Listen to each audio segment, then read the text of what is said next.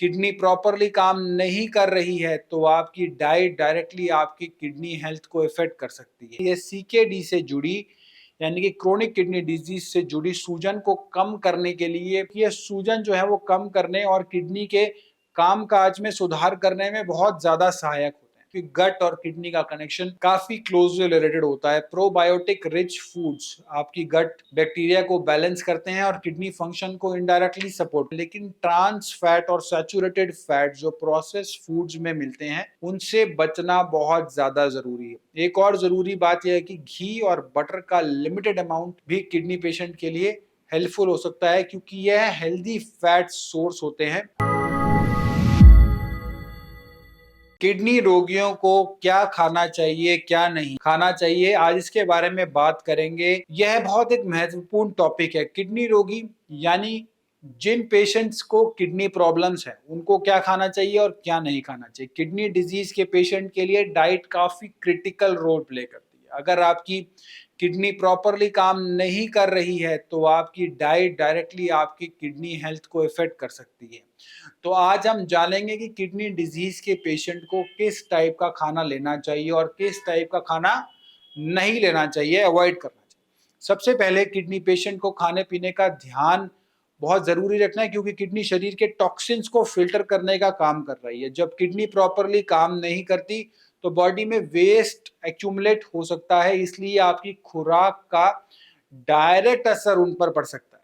तो सबसे पहले बात करते हैं कि किडनी पेशेंट को क्या खाना चाहिए। एंटी इन्फ्लेमेटरी खाद्य पदार्थ, सबसे पहला और अहम सुझाव यह है कि किडनी पेशेंट को एंटी इन्फ्लेमेटरी फूड का सेवन करना चाहिए। यह सीकेडी से जुड़ी यानी कि क्रोनिक किडनी डिजीज से जुड़ी सूजन को कम करने के लिए आपको आप अपने आहार में टर्मरिक, जिंजर और गार्लिक यानी कि हल्दी, अदरक और लहसुन को शामिल कर सकते हैं। यह सभी प्राकृतिक एंटीऑक्सीडेंट है और किडनी फंक्शन में सुधार करने में बहुत ज्यादा यह मदद कर सकते हैं। इसके अलावा ओमेगा 3 फैटी एसिड जैसे फ्लैक्स सीड्स, शिया सीड्स को अपनाना चाहिए, क्योंकि यह सूजन जो है वो कम करने और किडनी के कामकाज में सुधार करने में बहुत ज्यादा सहायक होते हैं।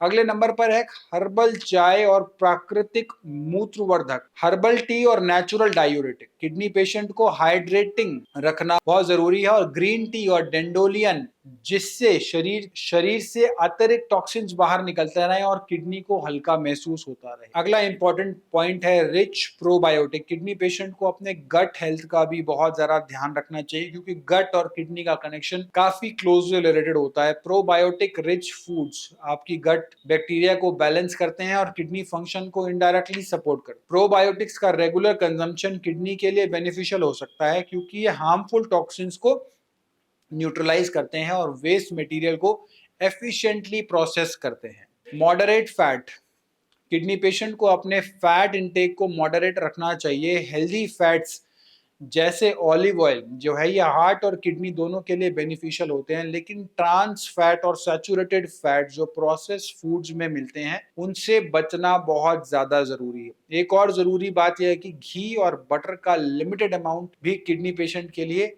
हेल्पफुल हो सकता है, क्योंकि यह हेल्दी फैट सोर्स होते हैं और आपके डाइजेस्टिव सिस्टम को सपोर्ट करते हैं। अब बात करते हैं कि किडनी पेशेंट को क्या नहीं खाना चाहिए, यह जानना जरूरी है, क्योंकि अगर हम गलत फूड्स खाते हैं तो ये किडनी को और ज्यादा डैमेज कर सकते हैं। इसलिए चलिए बात करते हैं नंबर 1, ज्यादा सोडियम वाले फूड्स।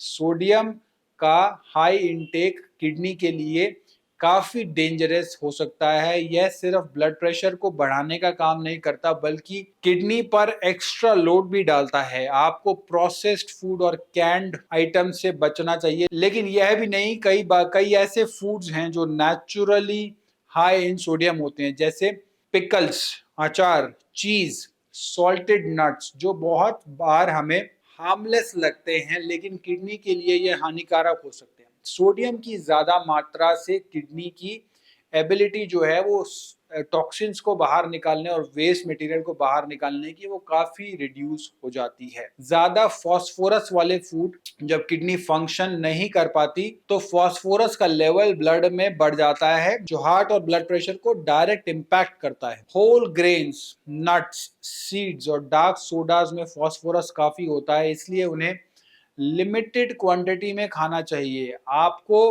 प्रोसेस्ड मीट्स और चीज का अवॉइड करना चाहिए क्योंकि इसमें फास्फोरस ज्यादा होता है। ज्यादा पोटेशियम वाले फूड्स, तीसरे पॉइंट पर हम देखेंगे पोटेशियम का हाई इंटेक किडनी डिजीज के लिए काफी डेंजरस हो सकता है। अगर हम बात करें हाई पोटेशियम फूड आइटम्स की तो उसमें बनाना, ऑरेंजेस, टोमेटोज, पोटैटोज आते हैं जिनको किडनी पेशेंट्स को अवॉइड करना बहुत ज्यादा जरूरी है और आवश्यक। ज्यादा कैल्शियम वाले फूड, आखिरी है कैल्शियम। कैल्शियम का एक्सेस इंटेक किडनी पेशेंट्स में किडनी स्टोन का रिस्क बढ़ा सकता है। मिल्क और डेयरी प्रोडक्ट्स में कैल्शियम होता है, लेकिन अगर आप पहले से ही किडनी डिजीज से सफर कर रहे हैं तो ज्यादा डेयरी प्रोडक्ट्स का कंजम्पशन अवॉइड करना चाहिए। ये किडनी स्टोन को ट्रिगर कर सकता है, स्पेशली अगर आपका कैल्शियम मेटाबॉलिज्म अफेक्ट हो रहा है। तो ये थी आज हमारी वीडियो में किडनी पेशेंट्स को क्या खाना चाहिए और क्या नहीं खाना चाहिए, और अपनी हेल्थ को समझना भी बहुत जरूरी है। ये छोटे छोटे चेंजेस जो हैं आपके किडनी हेल्थ में सिग्निफिकेंट इंप्रूवमेंट ला सकते हैं। और आखिरी में हर घर गिलोय अभियान से जुड़िए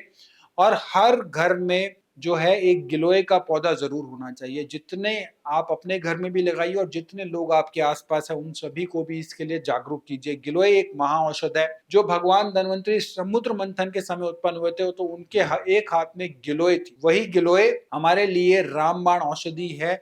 और छोटी मोटी जो प्रॉब्लम्स होती हैं, जितनी जिसमें भी हम केमिकल दवाइयों का सेवन करते हैं, उन सभी में हम गिलोय का सेवन करेंगे। ये एक नेचुरल इम्यूनिटी बूस्टर है। नमस्कार।